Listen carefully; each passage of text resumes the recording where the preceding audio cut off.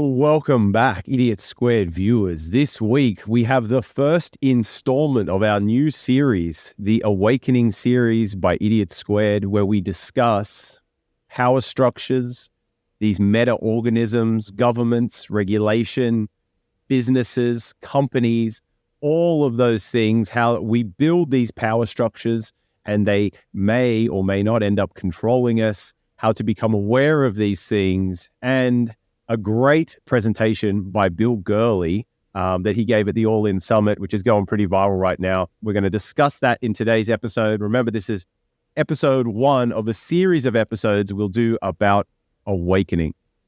Polska, I sent you a video.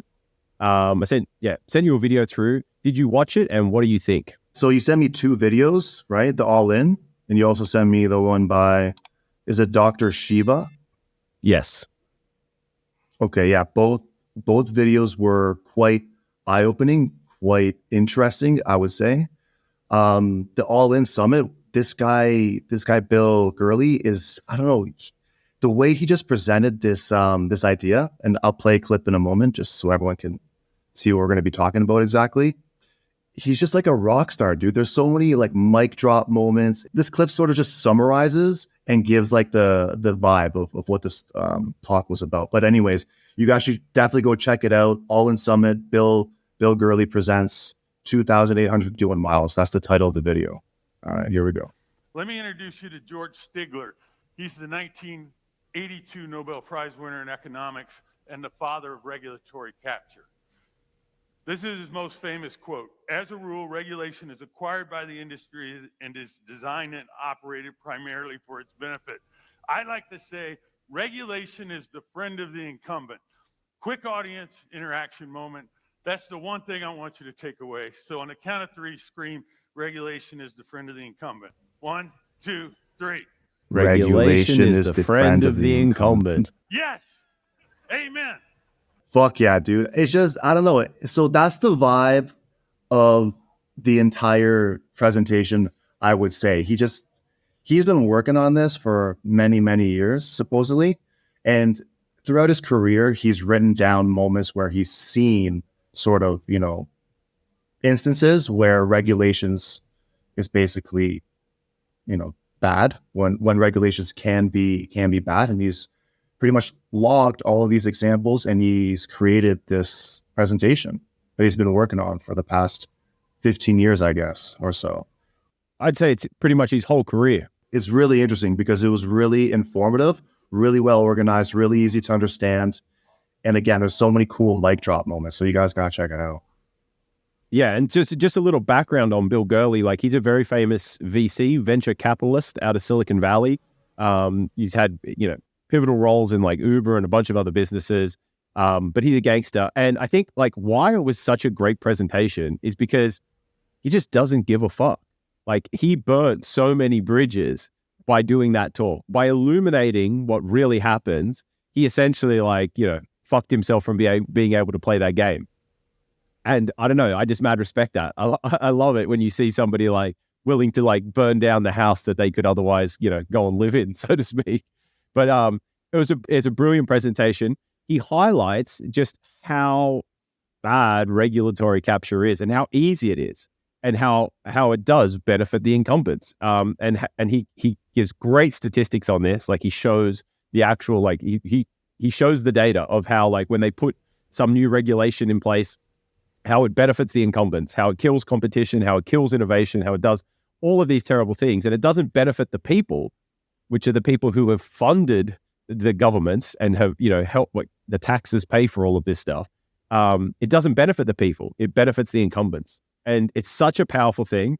And it's such an important thing to become aware of, because it's typical for us as people to believe that like the governments have our best interests at heart. Like, they're doing stuff for us, when really they aren't at the moment. And it's because of this regulatory capture. It's because the big businesses can lobby, they have more money, they can fill the pockets. But there's also, he talks about this revolving door of how, like, people can be in politics, then they leave, they go into industry, and then a couple of years later, they come back with a lot of money. And then all of a sudden, they've got a vested interest in the industry that they were just in, and they help push laws and regulations to benefit those incumbents. And so this is actually incredibly pervasive, and Gurley highlights that and brings it to our attention. So I thought we could do a bit of a deep dive into this the whole presentation, plus the other video sent through. So we'll have the links to the videos in the description. So go check out the videos. Feel free to watch this first, then check out the video, or in the other order, it won't make a difference. But I've got a couple of notes just on that. So Gurley starts off his talk, and he notes that he initially had no interest in engaging with government as a venture capitalist until he ran into issues where understanding Washington matters became important. He learned that meetings with congressmen or congresswomen often involved bringing checks of thousands of dollars or more from attendees and their spouses, and this opened his eyes to how influence is peddled in DC. So he thought that he would go and meet with these, legislators or congressmen, and it's not the case. They would come to him, and then he would have to fill the boardroom with multiple people who would all have to bring checks to pay this congressperson for the visit, right? Criminal? For the ability to influence. Did you say congressperson or criminal? Sorry. I didn't hear you correctly. Congressperson. Oh, okay. I thought you said criminal guy. My bad. Easy to get confused, sir. Okay, so he gives an example in the talk of how telecom legislation that was supposed to increase competition and innovation actually led to the opposite, which was more consolidation and less innovation. He attributes this to regulatory capture. Regulatory capture is when a special interest is prioritized over the public interest, leading to limited market entry, price increases, and other anti-competitive effects. It benefits the incumbents, which is that clip that you just showed. So really what the regulation is meant to be there for is to benefit the people, the public interest, right? That's what we were all taught. This is what, democracy was all about. But unfortunately, or capitalism, right? And unfortunately, we don't have that. We have like crony capitalism. And money talks, essentially. Like that's the overarching thing here, is that money talks. So Gurley argues that regulatory capture hurts capitalism's reputation, as price increases are seen in highly regulated industries like healthcare and education, while tech is more competitive. He worries that regulation will spread to tech and AI, blocking innovation. He sees regulators eyeing breaking up big tech companies, but tech funds politicians who then come after them, which is a dysfunctional cycle. Gurley argues that transparency around political funding could help counter regulatory capture. And he says that other solutions are less clear given regulators perpetuate the system, right? So it's hard because the people that need to make the changes are the regulators who aren't necessarily incentivized to make those changes, right? He concludes, and this is the title of his talk, was that 2,500 something miles. He concludes that Silicon Valley succeeds by being far away from Washington, but fears regulators will undermine its advantage overall, and regulation often blocks prosperity. So, brilliant talk, illuminated so many things and stated them in such clear and simple terms. So, highly recommend going and watching the talk. It's well worth it. Share it with people as well. But yeah, from that, like, what else did you get, Guy? Like, it was so good. I just think it's so important. And the reason why it's so important is because regulations essentially create these immense monopolies, right? Where there isn't essentially capitalism. Like the capitalism sort of idea crumbles and you just have these huge conglomerate monopolies. And eventually what happens is that it takes away from private business owners. It takes away opportunities where, like, me and you can sort of open up, a small business and grow, because it sort of like gives us these immense roadblocks that we essentially wouldn't be able to surpass to be competitive. So it eliminates all small businesses and all private business owners in the long run. And that's why I think it's so dangerous. You know what I mean? Absolutely. And not just the businesses, but just people in general. So like the consumers suffer with this as well, because there's that lack of innovation and there isn't that competitiveness which can drive prices down. It means that they get stuck having to buy that shit because that's all that's available. Well, that stuff, sorry. That's all that's available. But you're right, it puts huge roadblocks up and it's very anti-competitive, which is the exact opposite of what it's meant to be doing. So it's sold to us as one thing, but in reality, it's very different, right? And then we end up blaming capitalism and all these things, but it's not real capitalism. It's this crony capitalism where the incumbents have all this power because they can lobby. So Gurley gives many examples that he has directly been involved with, right? Where this happened for him. Like he mentions a company that he had that was going to provide free Wi-Fi for municipal councils so that people in certain towns and cities could have free Wi-Fi across the whole city or the whole town. And so they were trying to get this up and running, and that's when he had to meet with these Congress people or congressmen. And that's when he had to organize the meeting and then get all this money together and then pay for all this stuff. And he realized like, this is fucking broken. Like this is severely broken. And he mentions that he does it 2 more times in his career. And then he's just like, yeah, fuck that. I'm not going to do it anymore. And I love that attitude. Like, I love that, like, yeah, I could play this game, but it's like, it's a shit game to play. So I'm not going to do it. But in saying that, other people will do it. And so we're left in this sort of tough position, right? So the regulatory capture stuff, I think, is a very important concept that maybe isn't very familiar with most people. Like, had you were sort of aware of this, but had you heard it stated in such clear terms before? No, not at all. And actually, it really opened up my eyes to the power of it, because before I understood that, yeah, regulations, can be sort of annoying because it's usually benefits the people who are putting forth those regulations. But I didn't really consider it to be as destructive as it is. And when he started giving out statistics and giving out examples, I was like, holy fuck, this is actually really horrible. And in the long run, it doesn't even benefit the regulators either, because they suffer in the long run as well. Like, it doesn't really actually benefit anybody if we think about it in the long run. Because if you think about the competitiveness of prices, right? He gave an example with the COVID tests. Do you remember that one? Oh my God. Yeah, that was a joke. That was hilarious. So essentially there's this COVID test. It's not a PCR test. It's like a home kit. The rapid antigen test. RAT test. Yeah. And essentially in Europe, they're selling these tests for like, it's under €2, something like that, right? It was like a euro something. So it's very cheap, like very inexpensive. Anyone could afford it, right? Whereas in America, they were selling the exact same test, but it's like in this huge ass kit that was unnecessary, and they were selling it at like a 10x or a 16x price point, which is absurd. And nobody else was allowed to sell them. You know what I mean? So that's how it affects everybody, even the people who are putting forth those regulations, because look at that price point, like 10, 16x in comparison to Europe. Like, that's not good for anybody. No. So I think that long term, it is good for some people.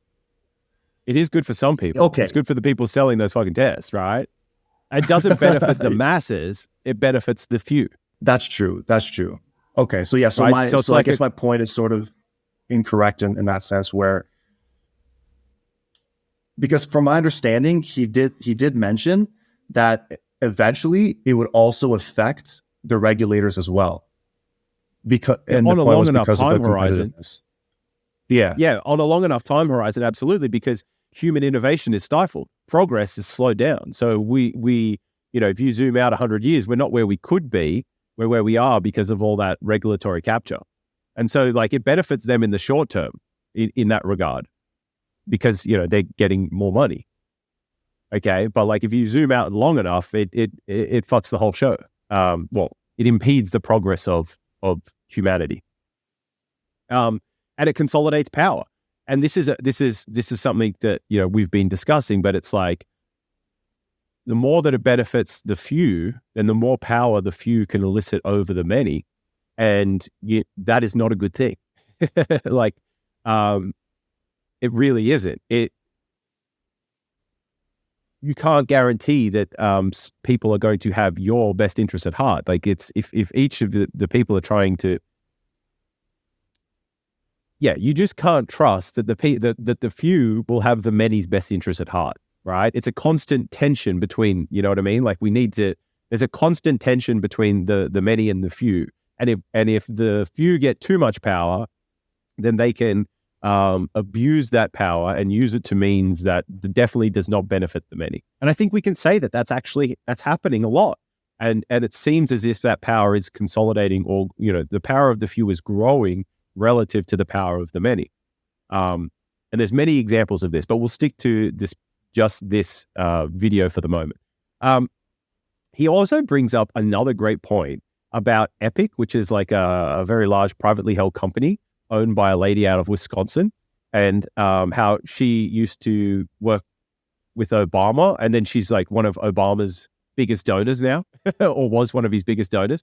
But how she lobbied to get this regulation passed about medical software and medical record software that her company produced, and she actually got them to pass regulation that paid doctors to use their software, right? So they would get paid like $44,000 to use the software. And then they would pay them to do these checks to make sure that they were actually using it. And then if they weren't, then they would get fined, right? So just like incredibly business savvy, like great business plan in that sense, right? Like just ridiculous, but probably not benefiting the many, right? But he talks about how ridiculous and that's such a good example of that regulatory capture, how like that lady with all her power and influence and having the ear of the president and all the other stuff, how she could get all of this just ridiculous regulation passed that greatly benefited her company relative to every other company in that space, and essentially stifled innovation. But yeah, it's a mind-blowing concept. But like the reason it's so fascinating to me is because we're sold, right, with democracies, we're sold that it's like the people have the power, right? But we don't if we're unorganized. We don't if we're fragmented. We don't if we're broken up into little groups, right? Like if the many get together, then they do have some power. But really, the few still have all the power. It's just sold to us as if we do in this current environment, right? Given the way that these regulations are done and the way that lobbying works. And so this is an example in the US of that.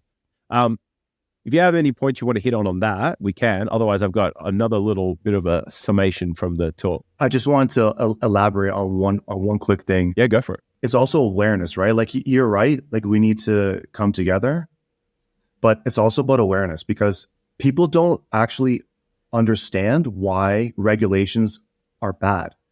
And it gets to the point where people actually ask the government to put up regulations to make things safer for the consumer. And crypto might not be the best example, but people want crypto to be regulated because of all the scams that are out there, right? So the way I see it is that if you're going to invest your money in a stupid fucking project and you lose your money, that's on you. I've done it and I'm fully aware of what I did and I take full responsibility. I'm not going to suddenly say, oh, they need to put regulations on this shit because I lost money. No, I lost money because I'm a fucking idiot. We don't need regulations to keep us safe. We need to be more aware and we need to be smarter with the decisions that we make. Let's not just let the government solve our problems. No. Let's be responsible and take ownership and solve our own problems first. Because regulations is control. Regulations is monopoly. Regulations diminishes benefit the progress. Incumbents. Benefit the incumbent.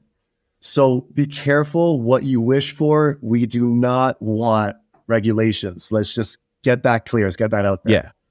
All right. Less regulation, the better. Well said, Guy. That's a very, very important point. Like it seriously is. Now, the funny thing, you mentioned crypto, right? So the funniest thing about crypto is like the whole idea of crypto is that you shouldn't need regulation.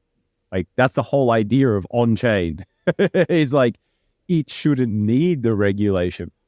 I'm just going to use that as a segue, right? Because you mentioned that the crypto and the rest, and so he gives great examples in the presentation about now how certain businesses are going to the government and regulators saying, please regulate us, right? Whereas historically in tech, that hasn't been the case. They've been like, no, don't regulate us, whatever. Now they're going there saying, please regulate us.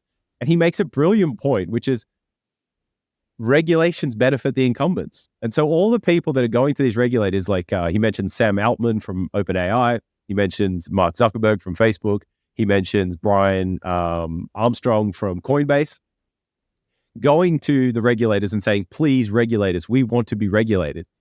And he mentions how smart that is, because what they're really doing is they know that if they start getting regulation, they go like regulators, then they can put forward the things that benefit just them, which kills competition, right? And I'm not saying that any of these people are evil or have those bad intents.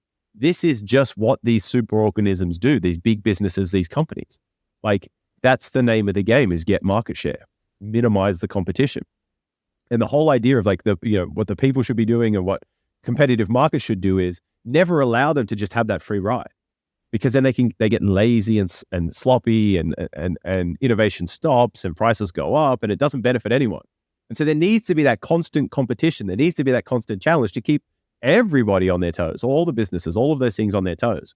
But yeah, his point, when you watch the video, make sure to double watch that section where he talks about how like OpenAI, Coinbase, and Facebook, and many other companies are going to the regulators saying, please regulate us.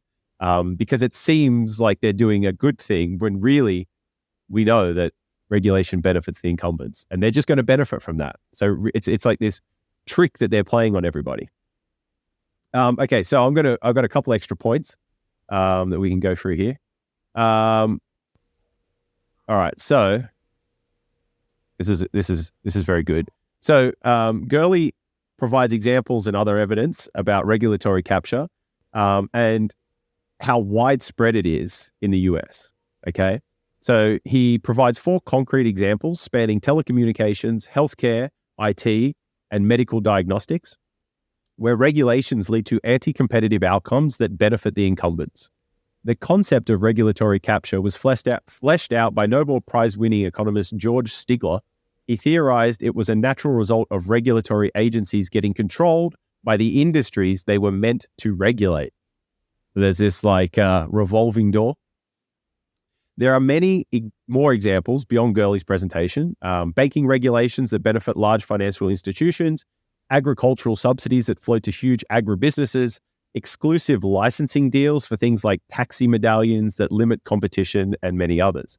So he gives a great example in his talk about the Dodd-Frank regulations that came in about banking in 2008 or 9.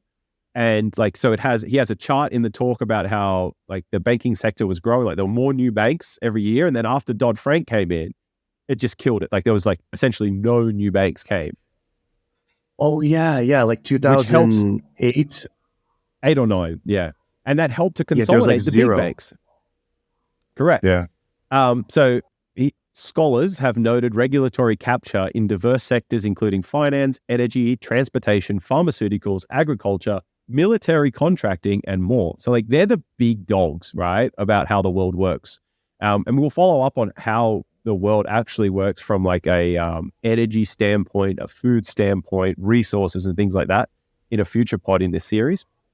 But yeah, so there are surveys that show an extensive revolving door between industry and regulatory agencies. For instance, 70% of retiring senators become lobbyists, as do more than half of the retiring House members in the US, which is just crazy, okay? The growth of corporate lobbying influence has expanded dramatically, with over 11,000 registered lobbyists in Washington, D.C. Most lobbyists represent business interest rather than public interest. So regulatory capture appears quite widespread, with examples across many industries, extensive lobbying influence, and continual revolving door between the private sector and regulatory agencies. Gurley's examples are just the tip of the iceberg of this systemic issue in the US. And if it's happening in the US, we know it's happening to different degrees elsewhere as well. Yeah, I just wanted to give like a quick like nugget of a definition of like what is a revolving door in politics, because I didn't understand the concept when I first heard it. So in politics, a revolving door is a situation in which personnel move between roles as legislators and regulators on one hand, and employees or lobbyists of the industries affected by the legislation and regulation on the other. So it is analogous to the movement of people in a physical revolving door, right? So can you kind of explain that a little bit more so I can also understand it a little bit better? Think about if you're in government, you're in the regulation or legislation space, okay? You're working to, you're meant to be working to look after the people, right? To do things that are good for the masses. Like that's your job. You're a public servant, right? That's what you're meant to be doing. You're serving the public. So they're in that position, and then maybe they leave, and then they go get a job in at one of these big companies, right? Being an advisor or something else, and so then you're paid by that company. They start to fill your pockets, and then all of a sudden you're like, oh, I'm going to leave this job and go back into government. And all of a sudden you have a lot more money behind you. You've made all these friends in the private sector. And so are you really going to be looking after the public's best interest, or will you be looking after your mates in the company that employed you and paid you all that money and is going to continue to fill your pockets? Right. So you can see how just the level government of corruption, to industry, how corrupt that is. Yeah. So that revolving door is like government to industry, industry to government, and back and forth. I'm sorry, but can we just have a quick bathroom break? Yeah, for sure, guy. So yeah, that revolving door, it definitely doesn't benefit the people. It definitely benefits the incumbents, like he stated many times in that talk. And it's just interesting to understand that that's how it really works, understanding power, money, and influence, right? And so, by going into the, from government, being a public servant, to then going into the private sector, making all these new friends who are making lots of money and have all this money to throw around, because they know that, like, if they can pass some regulation, that's going to increase their market share. It's going to increase their profit margin. It's going to increase the amount of money they can make. And then these people stand to benefit from that. And this is how the few get control over the many. And whilst people are unaware of this, it's very easy for them to do. And the more that the people become aware of this, then the harder it is for them to get to do this and to conduct themselves in this way and to push the stuff that's happening. And so this is why, again, we're calling this the Awakening series. We're trying to bring attention to these kinds of things and how they actually work, right? Instead of just, believing that the government is for the people. Yes, that's the idea, but in practice, it's very different from that. So remember when you were saying how businesses are now going to the government asking to be regulated, right? So that also benefits the business owner as well, doesn't it? Not just the regulators? That's why they're doing it. Because if you look at the statistics, any of these regulations that have come in only increase the power of the incumbents. It increases their market share, it increases their profit margin, it kills competition, right? So it's kind of like, you'd be silly if you weren't a big business wanting to be regulated right now, in a set, like, because it's just such a powerful way of killing the competition and benefiting the incumbents, right? And you're the big dog that can go. So why wouldn't you, like, it's a no-brainer for them, right? It's just ridiculous. But we don't benefit from that. Only they do. And so these smart CEOs and people coming up have realized this now. And the statistics clearly show it, right? Like that first section of the video that you shared clearly shows that. I can get another one. He's got some really sure. So the reason why I brought it up is because I just find it so interesting that having a monopoly, I think, might actually be considered illegal in America. A company is not technically allowed to have a monopoly, and I can't remember what considers a monopoly, if it was 50% market share or 60 or what the number was exactly. But when you go to regulators, when you go to politicians and you're asking if they can regulate your company, it's almost like asking them, yo, we would like to have a monopoly share in our company. So can we do that legally? You know what I mean? It's just like a funny concept, because on one hand, having a monopoly, is not good. But then if you regulate something, then that type of monopoly is all right. You know what I mean? It's almost it's benefiting the public servants, right? Like they're able to fill their pockets. Yeah, no, they're able to align for them. But also a monopoly, it is illegal to have monopoly, but it hasn't stopped people from developing monopolies. There's many ways around it. Like there's many structures that you can have. You could co-own the other businesses or any other, like there's just heaps of it. Like you look at Google, Apple, or like all of these businesses are worth huge amounts of money. Amazon, the rest of it, they don't have, like they have a monopoly in a sense, but they also share between them in certain areas, right? And so it's not just one, but it's the three. So it might not just be one thing, but it could be a couple of them that have it. That's still monopolistic in a sense, but that regulation just inhibits the startups, right, coming and disrupting. And that's, Bill Gurley being a venture capitalist, this is early stage companies, disruptive companies, the startups, right? That's how they make their money, is by getting in early when it's super risky.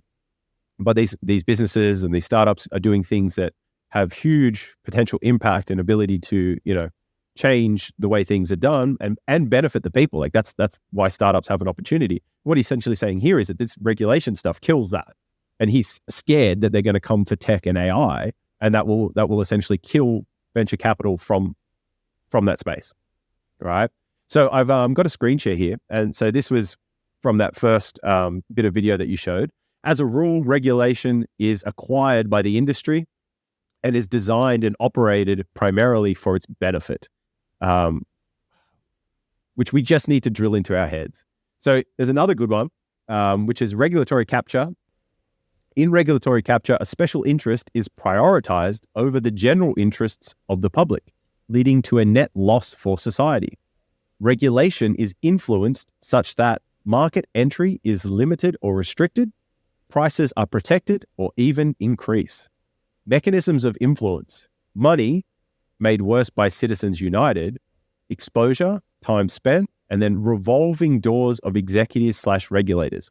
So just quickly, what that time spent bit means is that like these businesses and your teachers unions and these big groups that get formed, they exist longer than people exist. And so they can just play this long game, right? Like the time game. Like they can starve other businesses out because, it might be driven by one person, and that person get tired, old, die, all sorts of different things. But these larger structures can persist over time or over longer time horizons than the individual. And then the last one is a great one. So TechReg, a case study approach to examine the impact of government intervention. And it just shows how bad it is. So the quote here is, the recent history of industry intervention in the US leads us to conclude that landmark regulatory action has the tendency to improve returns for the largest players in the targeted industry over an intermediate time horizon. Long-term investors should consider capitalizing on any temporary weakness caused by market reaction to regulation. Many attempts to increase competition or improve customer experience have failed to deliver on the promise. Terrible. So that's just reiterating. Yeah, it is. It's crazy. Yeah. But it's sold to us like this is a thing that's going to benefit the people. But we can see like there's an immense amount of data and statistics showing how it definitely does not benefit the people. It benefits the incumbents, which sounds like a broken record, but we just have to keep reiterating it. No, Guy, we need people to get that point, man. I think that's like the biggest point. That's why you saw Gurley get the audience to repeat it, because it is so important. Yeah. The scariest example or one of the scariest examples of regulation that I've become aware of many years ago. I don't know if it was from a documentary, but the whole Monsanto regulate, like how they regulate corn, it is so fucking corrupt. Like every level of it is, it's so crazy because they made it illegal for farmers to essentially have their own seed, like get their own seed, to grow their own corn. That has become illegal. Can you imagine that? So if you're a farmer, right, in America, this probably happens in other countries as well. I don't know how big Monsanto is globally, but the story that I heard was about America, right? But I'm sure it happens everywhere. So essentially, they genetically modified this seed, right? This Monsanto seed, and it's the only seed that's available to buy. You're not allowed to buy any other seeds. It's literally the only seed you can buy to grow corn with. And people who are part of Monsanto, they're regulators, they can actually randomly show up, clip a plant like a corn, like a corn clipping, examine it to see if you actually bought it from Monsanto. And if you didn't, I mean, you get fined, you get fucked up. But it goes even deeper than that. They control how much corn the farmers are allowed to grow. And then not only that, but they also control how much they're going to buy. And by controlling how much corn they're allowed to grow and how much Monsanto or like the industry is going to buy from the farmer, you can essentially control how much money they're going to make. And you can keep them within this limit where they're just able to survive, just able to get by, where they're not able to grow or prosper or, prosper. So you keep them sort of in this poverty level. And we're talking about fucking farmers, bro. Like people that deserve the most amount of respect. They're literally feeding us. They're fucking feeding us and they're treated like slaves, dude. It's insane. And when I heard that, I was so blown away. But just the level of control that Monsanto has, it's just incredible. It's mind blowing that it is. Yeah. Like how did it get there? And this is old news, bro. This has been going on. You know what I mean? So you could imagine what the regulation is like in all of these other sectors.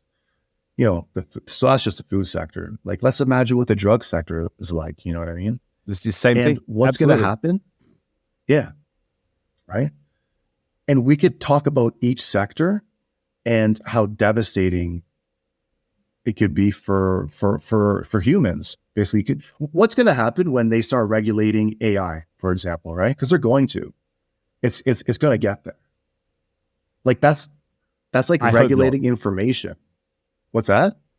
I hope not. But to take your point literally, like if they are going to regulate, well, that means that they are going to have the say on what people can and can't do with the AI.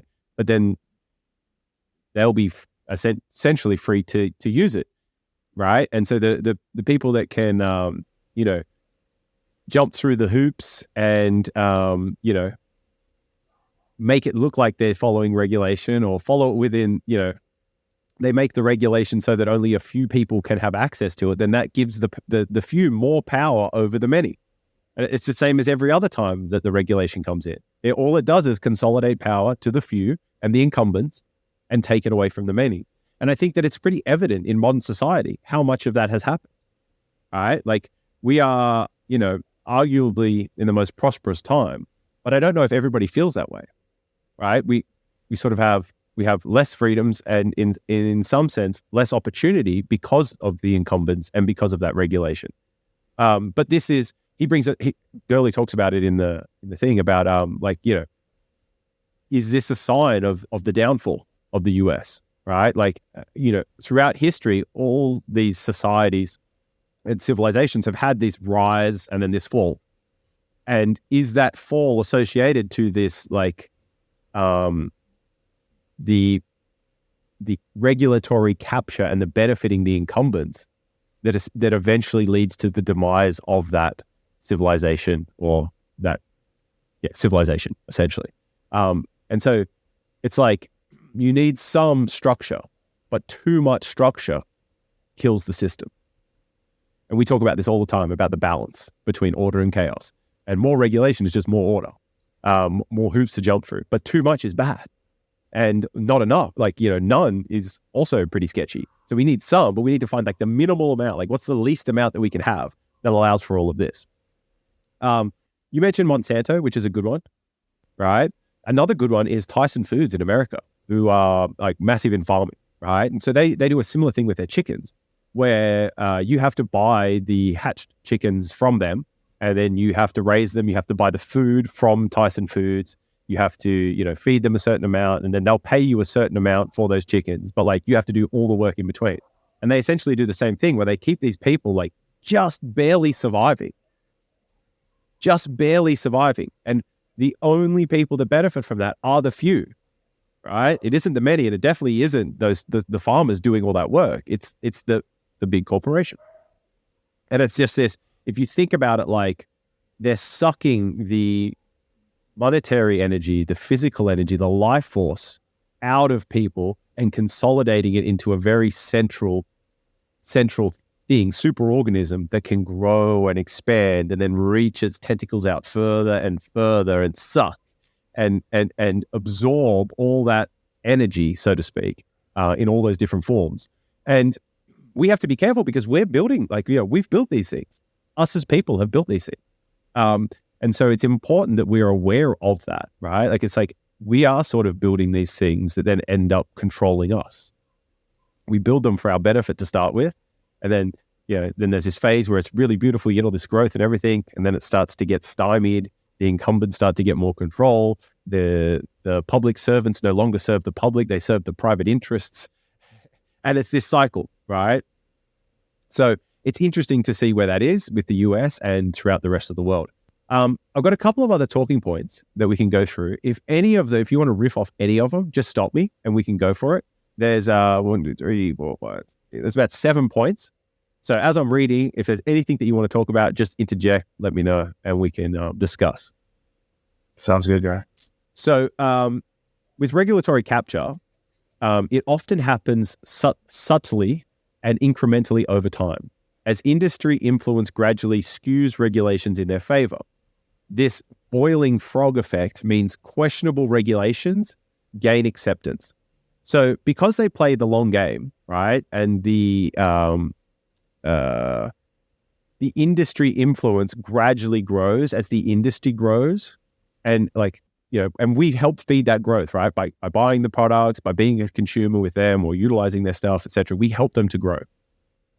Yeah. And they grow sort of slowly. And that boiling frog is like a frog doesn't know. If you put a frog in normal water and then turn it on, as the water gradually increases, the frog doesn't know that it's boiling. Like it doesn't feel the transition because it happens so gradually.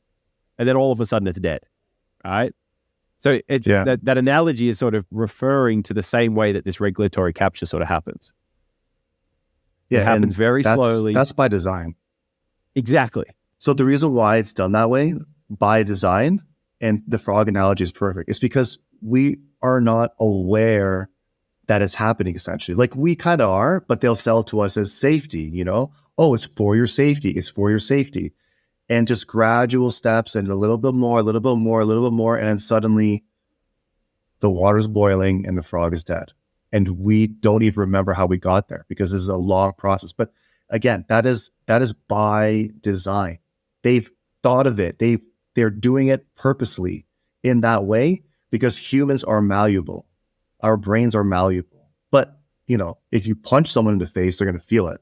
But, if you sneak up on them, it's that analogy kind of sucked. But I like what that. I mean.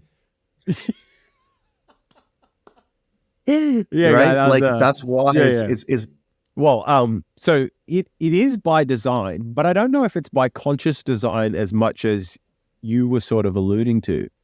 I think typically, historically, it's by design because it just takes time for industry to grow. Like, as a new technology is developed, you have early adopters, and then it sort of spreads. Like, it doesn't just happen everywhere all at once. It takes time to diffuse through the system and for people to start using and doing it. So I think it is by design, but by design of the system, less about the people. I do think people are also conscious of this and that they do play that long game. Yeah. But that's the value of these that's why it's so dangerous, is because these businesses, governments, corporations, they exist longer, like they can exist over longer time scales than your average person does. So they can play that long game, right? These things can develop power over many years, hundreds of years, right? Thousands of years. You're right. Yeah, you're right. That's I got the excited big one. there. Yeah. It's so good. Okay, so besides the economic impacts, regulatory capture can also affect public safety. For example, captured agencies may approve dangerous drugs, overlook pollution, or deregulate financial institutions in ways that heighten systemic risks. And this is what we're seeing, right? Like systemic risks are pretty damn high right now across the banking sector, across the medical sector, across agriculture, and across energy. It's happening across all of those four major sectors, right? In the energy sector, like we're not almost globally, there's this huge push for renewables, which is being shown to destabilize the grids, right? In this big push for renewables and everything else. I was reading something yesterday about how wind farms, the rate at which they're going up has dramatically slowed. And the businesses that were previously putting these things up are now saying that it's not financially viable for them to keep doing this, to keep putting them up. The reason they were put up initially is because they were so heavily subsidized, but they don't actually provide a net return. And so we've invested all this money, all this time, all this energy in these things that aren't going to come to fruition. And that's part of that regulation, right? Like regulation to be net zero by 2030 and all this other stuff have perverted and benefited the incumbents. It's not benefiting the people. Like my electricity bills in Australia are higher than they've ever been. I know that that's happening in a few other places across the globe. Yet we have more renewables than ever before. So in theory, we should be producing more power, but the power is now more expensive. So how does that happen? And it's again, the incumbents. So yeah, anything you want to riff off on that one? Well, the pharmaceutical industry did an amazing job with regulating certain drugs, right? And Rogan has talked about this so many times, but how essentially the pharmaceutical industry initiated the opioid pandemic, basically. Oh, we could get into family. We could get into the COVID shit, but I think everyone just, like that's beating a dead horse. But anyway, the opioid crisis, and there was a lot of power behind that. Like they got people, sales reps, to basically go to doctors, even individually, and convince them to prescribe this drug. And the more you prescribe, like this is your kickback. The doctor looks, oh, fuck, that's a nice kickback. You know what I mean? And well, if you say it's safe and it doesn't cause addiction, because they actually showed them bullshit studies where, these opioids. I can't remember exactly the drug names opioids that they were using. Yeah, opioids. Fuck, even that time sounded weird when I said it. But yeah, they basically showed that they're not addictive. They're not addictive, or at least they showed that they're not as addictive as once perceived. So they got everybody on board to prescribe these fucking drugs like crazy. And I think you're referencing OxyContin. Oxys? Yeah, that's it. Yeah, that's one of them. Yeah. There's many different names for the OxyContin family of drugs, or opioid family of drugs, but essentially these painkillers, these intense, powerful painkillers that were being widely overprescribed, got many people addicted, and many people died. They knew that this was going to happen, but muddy talks. They also knew how much money they were going to make. And that's just one example. There are countless examples of different drugs that have been pushed. But just I know you mentioned the recent, the COVID and all that stuff, but I just want to quickly hit on that. Like, okay, when you think about benefiting the incumbents, and then you think like, holy shit, there was this massive global event that may or may not have even been real, right? May or may not have even been real. but was manufactured, and a coordinated effort was put on many different fronts across many different countries to push certain narratives and get almost everyone to take something manufactured by pharmaceutical companies. Like, they almost got 8 billion people to do that thing. Right? So that's like being able to distributing your product to almost everyone on earth. That's a huge market. And in such a short period of time. So you can go and look at how much money was made during that period of time and who benefited the most and all the rest of it.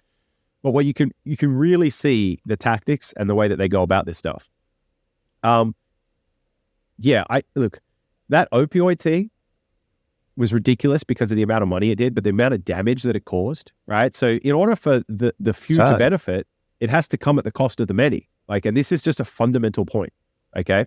In the way that they're doing it. There are other ways that few can benefit from helping the many benefit, right? Which is technology, innovation, and improvements in things, right? Like solving those problems.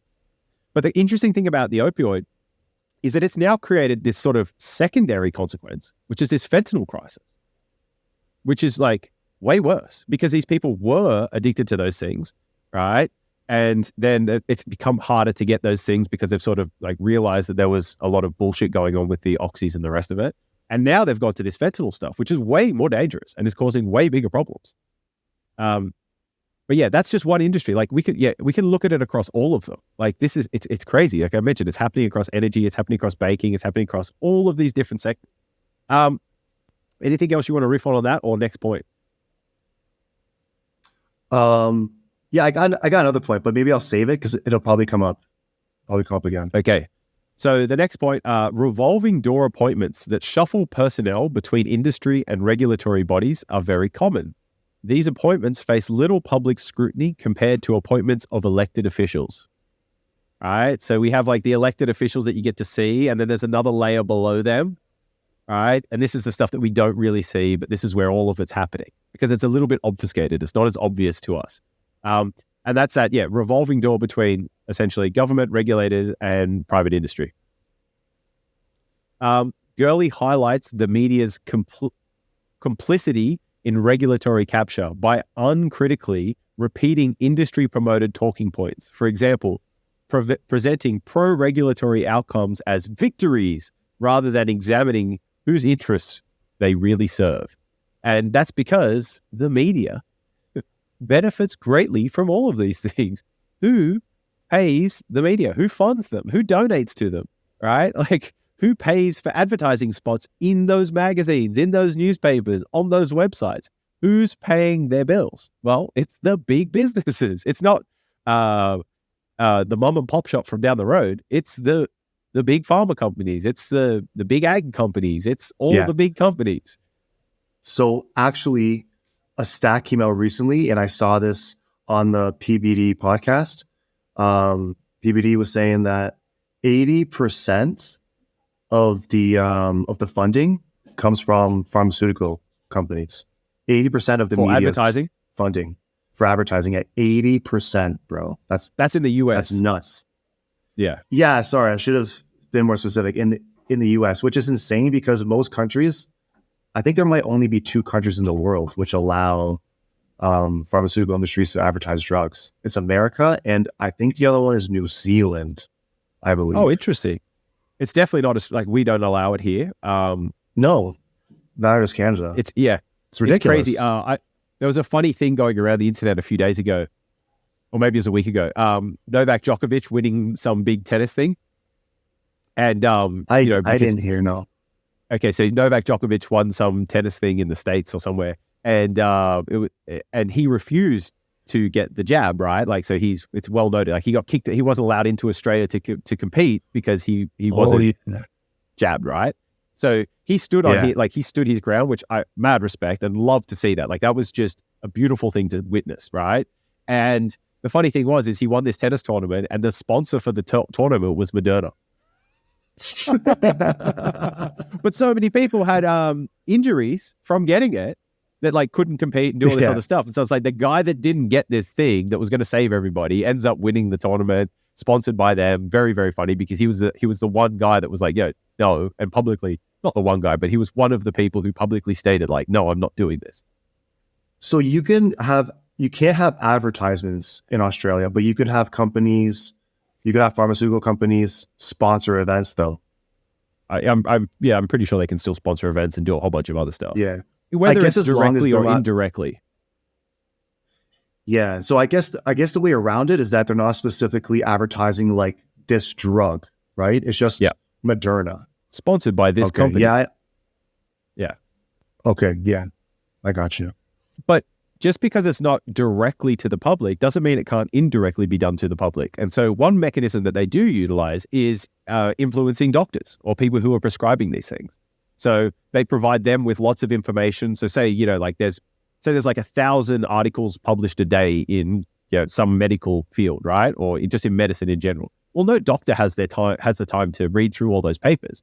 So they can provide summaries, they can provide information leaflets, they can make their job easier, right? But in doing that, in trusting them, right, that's where all the danger is.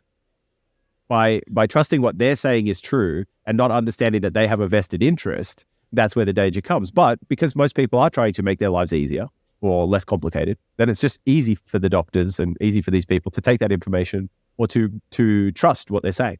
So one thing I just thought of that's kind of funny. If Moderna is sponsoring that tennis event and Djokovic wins, is part of his winning purse then given is that from Moderna? Are they probably essentially paying for a percentage of his purse? Probably. They probably contribute to it quite substantially. So he's just like, he double fucked him. Yeah, you motherfuckers paid me. Yeah, that's hilarious. I love that. Yeah, I love that. Yeah, it was really good. So yeah, I don't know, feel free to Google it, but it's pretty funny. Okay, so Gurley notes Gurley notes the bipartisan nature of this issue. Both liberal and conservative politicians enable regulatory capture in practice, often contrary to their stated ideologies. So both ends of the political spectrum enforce this and benefit from this.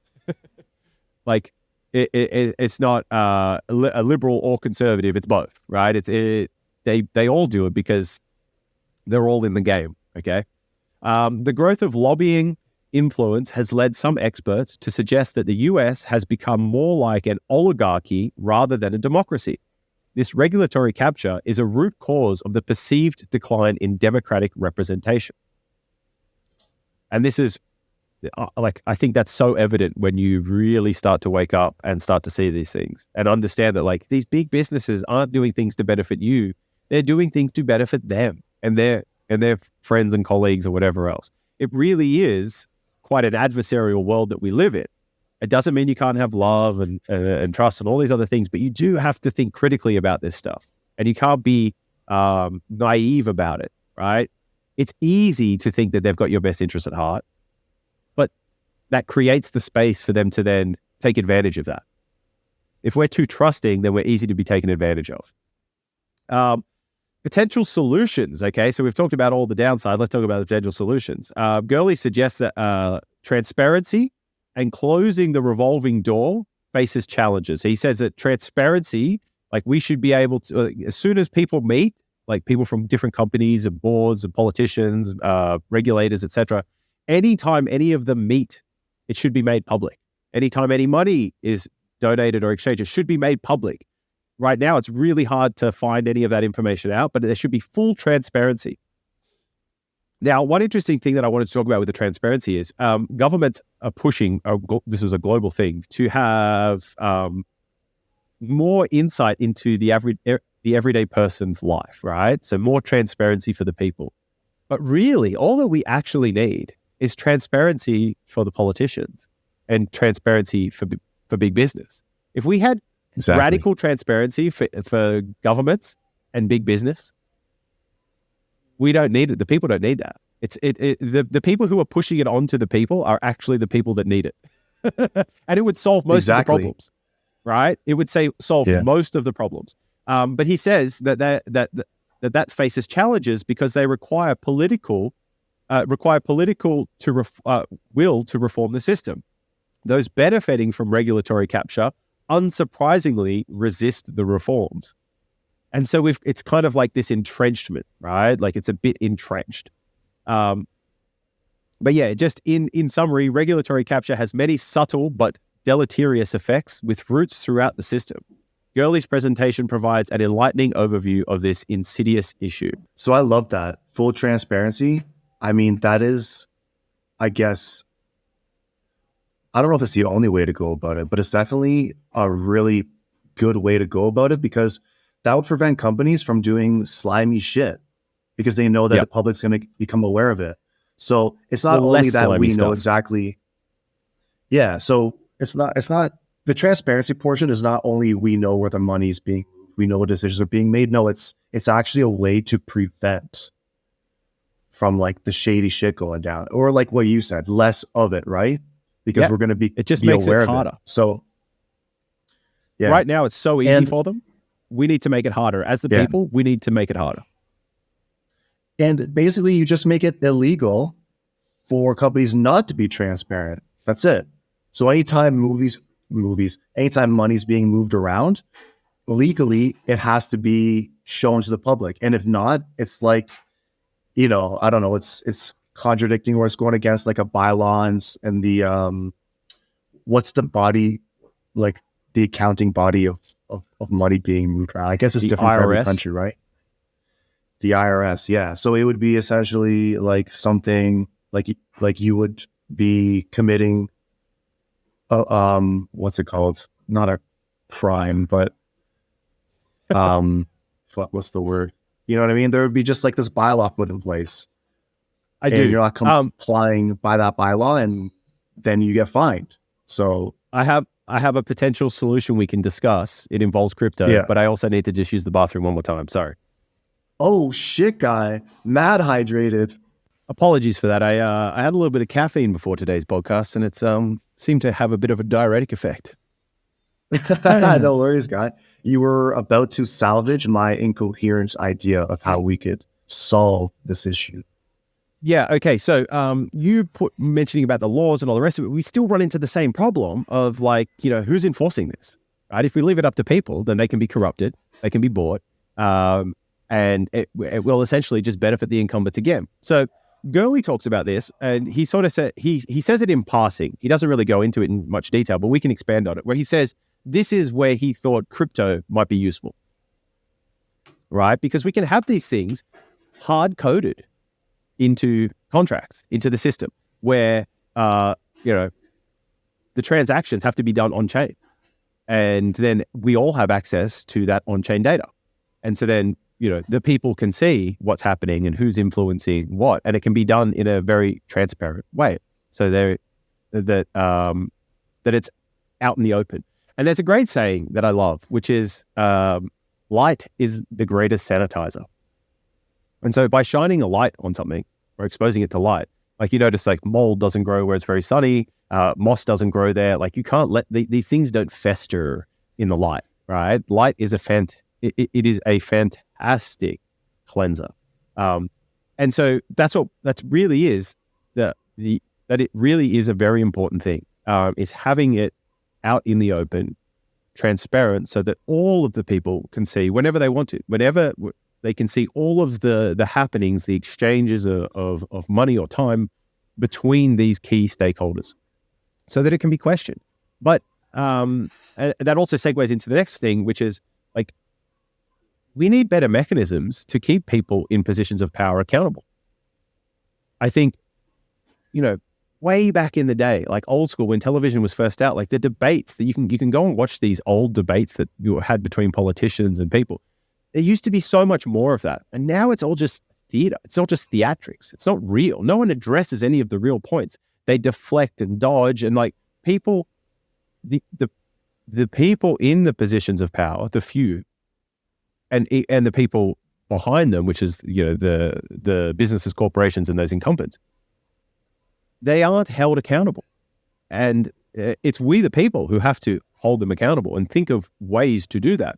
And so I think it's an interesting time that we live in, where the few are doing that to the many, right? The few are pushing all of that onto the many. Whereas us as the people, us as the many, we need to invert that and put it on them. That's the only people that need those things. We the people don't need it. It's the people in these positions of power that actually need that. I think the most dangerous regulation that could happen is CBDC. Did I say it right? I always fuck up the acronym. I think that, I don't want to say it's like the nail in the coffin, but it's. I think it might be, because if they can control money, that's everything. They can control everything. Like if they can control what you spend on, how much you spend, damn, that's just, I think to me, that's probably the scariest thing, that I hope that we never get to that point. Like I really, really hope we don't get to the point where they regulate money essentially. Like just thinking about it, man, just like, it gives me like goosebumps. It's far too much control. That's the one like people really need to open up their eyes to, is that one for sure. And they're going to do the exact same tactics like they always do. Oh, it's for your benefit. It's for your safety. If you hear those words, if you hear the government saying it's for your benefit and your safety, that means it's for their benefit, literally. So be careful for those keywords. Your benefit, your safety, negative. That's no. You can be rest assured that it's bullshit. It's a lie. So almost everything you hear from mainstream government, etc., just try this one technique, which is inversion. Just invert it. What is the opposite of it? What is the inverse of what they're saying? When they, like what you just said, when they're telling you it's for your benefit, it's for your safety, invert that and realize, and look at it from the point of like, well, it's actually for their benefit and their safety, and look at it through that lens. And that will give you a more holistic view. And I'm not saying that the inversion will always be 100% accurate, but it's going to give you a much more balanced perspective. And then that way you can see the space of things in between. And, chances are that the truth will be somewhere in there, potentially. Okay. So we're going to, like I said, this is F1 in a series of podcasts that we're going to do on this awakening, right? The idiots, two idiots awake, or idiots squared awakening. Insert good name there. Where we're going to go through more of these things and how, we the people end up sort of build these power structures that end up controlling us through the consolidation of power and influence. And what we as the people can do to minimize the harms from that and understand that it's not about completely getting rid of them, right? And it isn't about completely letting them have all the control. We have to continuously challenge them and keep them in check. And it's that balance between good and evil, light and dark, all of those things. It's not about one or the other. It's the balance between the two. Fuck yeah. Nice guy. That a wrap then? That a wrap? It sounds like you're wrapping her up, guy. So all right, thank you very much. The other video. We'll get to the other video. We'll get to the other video in the next episode then. Or like yes, in a future awakening episode. Yeah, and just to let everybody know, that one will be on other tools and techniques and tactics that the few use to control the many.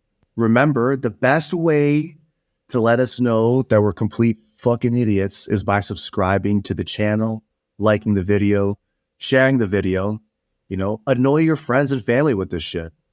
If you want to annoy somebody, send them our video. All right. I would say that if you are concerned about, loss of freedom and power structures, getting dangerous levels of power, if you're someone who's conscious of your future, your children's future, and the future of humanity, this is an incredibly important thing to start to be aware of about how these things work. And just don't blindly trust us on this. This is all publicly available. There is all the data there. Go and watch the talks. Double check his references and look at how this is happening in plain sight. And most people aren't aware of this because we're sufficiently distracted, right? So take the time to share this. We think it's an important message. That's why we devoted a whole pod and a series to this entire thing.